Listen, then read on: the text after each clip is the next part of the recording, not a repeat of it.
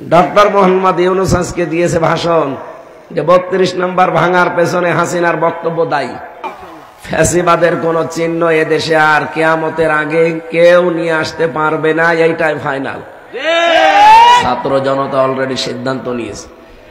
আপনি ওখানে বসে বসে শুধু উস্কানি দেবেন আর মনে করবেন তো কিছুই হয় না। দেখেছেন কালকে কি হয়েছে? আগামী থেকে আর কোন উস্কানি দিয়েন না। শেষে আপনারটা তো গেছে গেছে, এমপি আর মন্ত্রীটা যাচ্ছে, সামনে আবার উপজেলা চেয়ারম্যান, মেয়র এবং আমার মনে হয় চেয়ারম্যান মেম্বারও থাকবে না।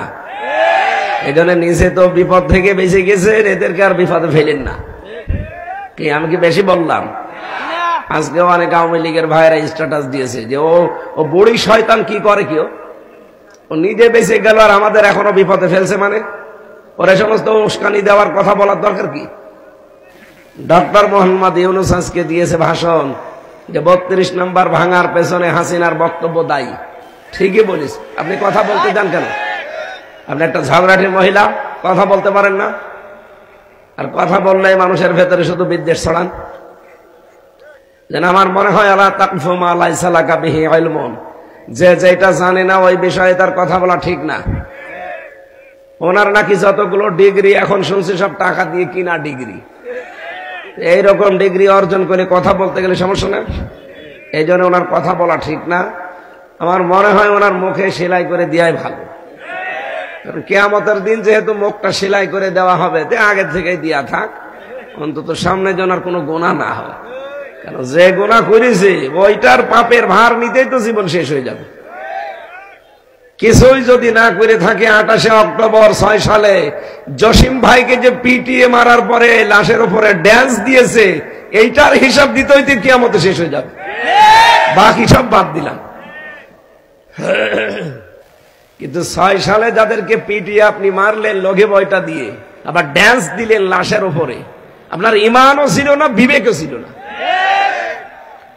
ইমান আর বিবেক যদি কারো না থাকে, ও তো আর মানুষ থাকে না, ও জানোয়ার। কথা বলছে না কেন? একজন তার বউকে খালি কোন জিনিস আনতে বললেই বলতো, রানী অমুক জিনিসটা দাও তো।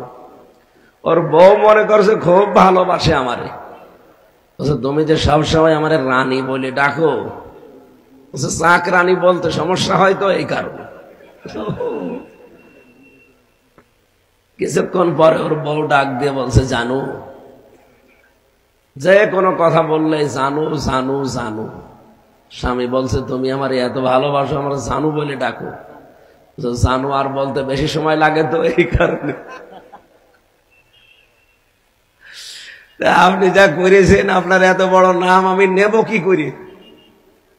এই কারণে ছোট করে ডাকা হয়। কত রকমের ঘৃণা এক জায়গায় জন্ম হলে পৃথিবীর ইতিহাস পাল্টিয়ে ফেলেছে কালকে মানুষ। এই জন্য এমন কাজ যেন সামনে আর কেউ না করে, এমন কোলাঙ্গার সন্তানও যেন কেউ জন্ম না দেয়। দরকার হয় যদি বোঝেন যে সামনে এরকম ঝামেলা হবে, মুখে লবণ দিয়ে মেরে ফেলবেন। কি কথা বলেন না কেন?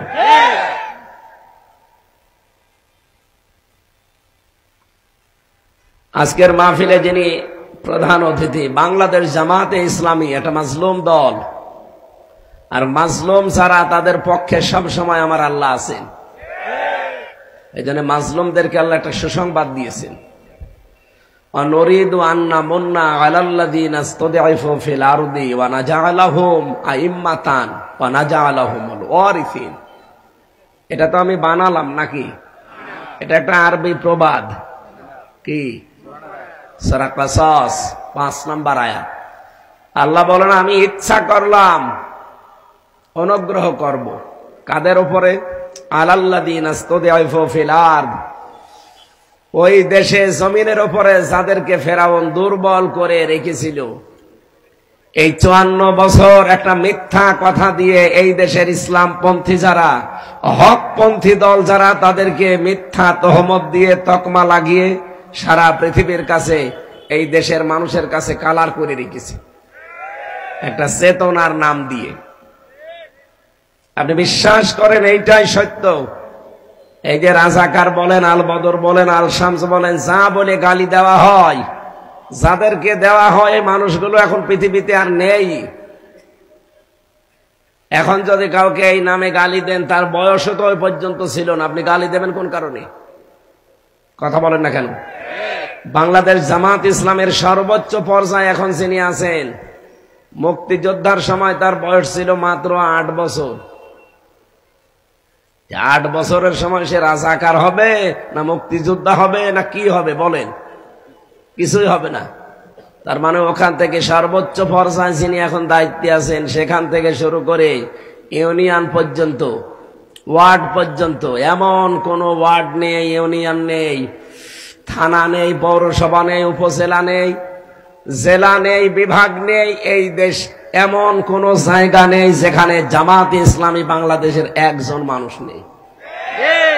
আমি সারা দেশে কম বেশি সব জায়গায় গিয়েছি। এটাই 54 বছরও ছিল, কিন্তু মাথা তুলতে পারতো না, তকমা লাগিয়ে দিয়েছিল।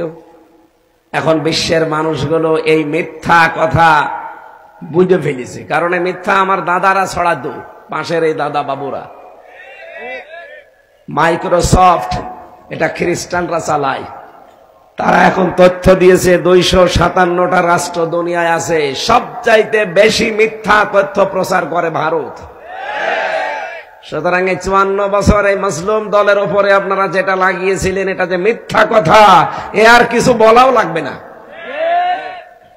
আমিরে জামাত ডক্টর শফিকুর রহমান হাফিজাহুল্লাহ, তাকে এক সাংবাদিক প্রশ্ন করছে, আপনারা 71 সালে ভূমিকা পালন করেননি কেন? আরে ভাই, আমরা 47-এর বিরোধী যেমন ছিলাম, 71-এরও বিরোধী ছিলাম, কারণ অন্যায় যেখানে আমাদের বিরোধিতা সেখানে।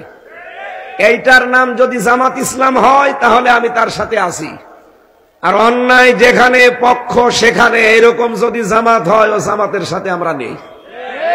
এই কথা বলছেন না কেন?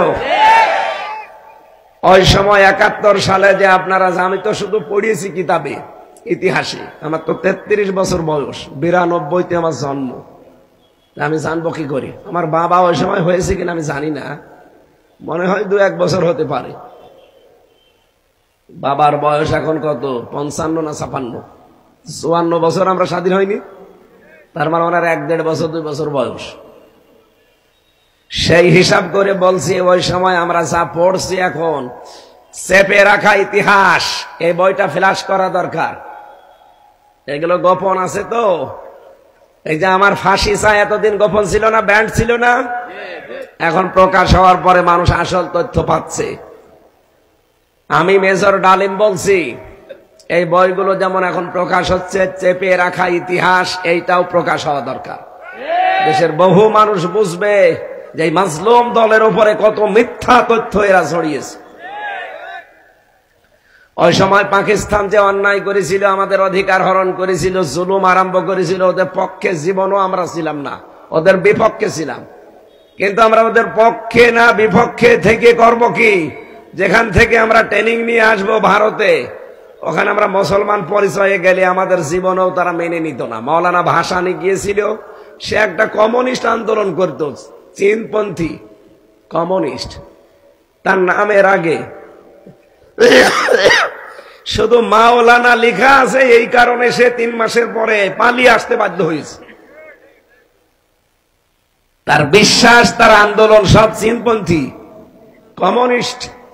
এরপরে নামের আগে শুধু মাওলানা লেখা, এই কারণে যদি দাদারা থাকতে না দেয়, সেই সময় মাওলানা মতিয়ার রহমান নিজামী, মাওলানা আব্দুস সোবহান, এই নামের আগে আলেম লেখা দেখলেও শয়তানরা জীবনও আমাদেরকে আশ্রয় দিত। আর ওদের যে দুর্বিসন্ধি ছিল, এই 24 সালের ডিসেম্বরের 16 তারিখে সব মোদি ফাঁস করে দিয়েছে।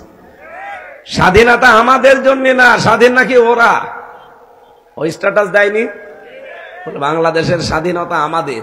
এই কারণে ওই সময় ইসলামপন্থী এবং জামাত যারা, তারা চায়নি যে এই স্বাধীনতা আমাদের দরকার নেই, কারণ জীবন দিয়ে, রক্ত দিয়ে, ইজ্জত দিয়ে স্বাধীনতা অর্জন করব, ওই শয়তানরা সব নিয়ে যাবে, আর নিয়েছেও ঠিক। আপনি দেখেন 71 সালে এই দেশ থেকে সোনা, রূপা, তামা যত কিছু ছিল সব পাচার হয়ে নিয়ে চলে গেছে, এদেশে কিচ্ছু রাখে নাই। আর এই 54 বছর ধরে ধরে পাঠিয়েছে শুধু বাবা আর ডাল। এখনো পর্যন্ত পাঠাতো যদি কন্যা থাকতো, কন্যা নেই এই জন্য পাঠাতে পারছে না। এদেশ থেকে সোনা পাচার হয়, রূপা পাচার হয়, তামা পাচার হয়, স্বর্ণ পাচার হয়, আর ওখান থেকে খালি ডাল আসে আর বাবা আসে। আর গাঁজা, এদেশে গাঁজা এমন পর্যায়ে পৌঁছিয়েছিল, জেলখানায় যেয়ে দেখি এক লোক গাঁজার গাছ লাগিয়েছে। জেলার এসে বলছে, আরে শয়তান, তোরে পুলিশে ধরে দিয়েছে গাঁজা খাওয়ার কারণে, তুই জেলের ভেতরে গাঁজার গাছ লাগিয়েছিস, তুই নিয়ে আসলি কি করে বল? বলছে, স্যার ওই যে আদালতে গিয়েছিলাম, আমার তো বন্ধুর অভাব নেই, তারা যেহেতু খায়, ওরা আদালতে দেখা করতে এসেছিল, আর ওই গাঁজার কিছু বীজ ওইটা ওই পলিথিনের ভেতরে বেঁধে আমাকে দিয়েছিল, ওইটা আমি গালের ভেতরে দিয়ে এই জায়গায় কিভাবে যেন কায়দা করে ভেতরে ঢুকে চলে এসেছি, মেশিনও আমারে ধরতে পারে না। এসে আমি টবের উপরে গাঁজার গাছ লাগিয়েছিলাম, আজ 2 মাস হয়ে গেল, দেখেন কি সুন্দর গাছ হয়েছে। জেলারে বলছে, তোরে আমি আর কোথায় দেব, ফাঁসির কন্ডেম সেলের ভেতরে তোরে রেখে দিয়েছি, মানবতার কারণে একটু খুলে দি দিনের বেলা যে এই ব্লকে হাঁটাহাঁটি করবে, আর তুই গাঁজার গাছ এখানেও লাগিয়ে দিয়েছিস।